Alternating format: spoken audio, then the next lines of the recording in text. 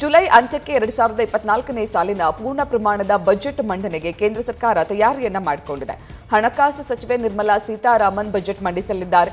ಈ ಬಾರಿಯ ಬಜೆಟ್ನಲ್ಲಿ ಆದಾಯ ತೆರಿಗೆ ಪಾವತಿದಾರರಿಗೆ ದೊಡ್ಡ ರಿಲೀಫ್ ನೀಡಿಕೆ ಸಾಧ್ಯತೆ ಇದೆ. ಮೂರನೇ ಬಾರಿಗೆ ಅಧಿಕಾರದ ಗದ್ದುಗೆ ಹಿಡಿದ ಮೋದಿ ಸರ್ಕಾರಕ್ಕೆ ಈಗ ಜನರ ಋಣ ತೀರಿಸುವ ಸಮಯ ಬಂದಿದ್ದು, ಮೋದಿ ಸರ್ಕಾರವನ್ನು ಬೆಂಬಲಿಸಿರುವ ವರ್ಗಕ್ಕೆ ಈಗ ಆದಾಯ ತೆರಿಗೆಯ ಇಳಿಕೆಯ ಮೂಲಕ ಗಿಫ್ಟ್ ನೀಡಿಕೆ ಪ್ಲಾನ್ ಅನ್ನ ಬಿಜೆಪಿ ಮಾಡಿಕೊಂಡಿದೆ ಅಂತ ಹೇಳಲಾಗ್ತಾ ಇದೆ. ಜುಲೈ ಅಂತ್ಯಕ್ಕೆ 2024ನೇ ಸಾಲಿನ ಪೂರ್ಣ ಪ್ರಮಾಣದ ಬಜೆಟ್ ಮಂಡನೆಗೆ ಕೇಂದ್ರ ಸರ್ಕಾರ ತಯಾರಿಯನ್ನ ಮಾಡಿಕೊಂಡಿದೆ. ಹಣಕಾಸು ಸಚಿವೆ ನಿರ್ಮಲಾ ಸೀತಾರಾಮನ್ ಬಜೆಟ್ ಮಂಡಿಸಲಿದ್ದಾರೆ.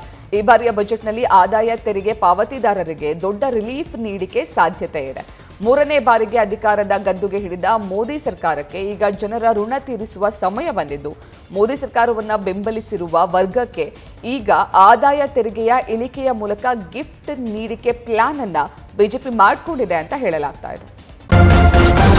ನ್ಯೂಸ್ ಫಸ್ಟ್ ನಿರ್ಭೀತಿಯಿಂದ ನಿಮ್ಮ ಪರವಾಗಿ.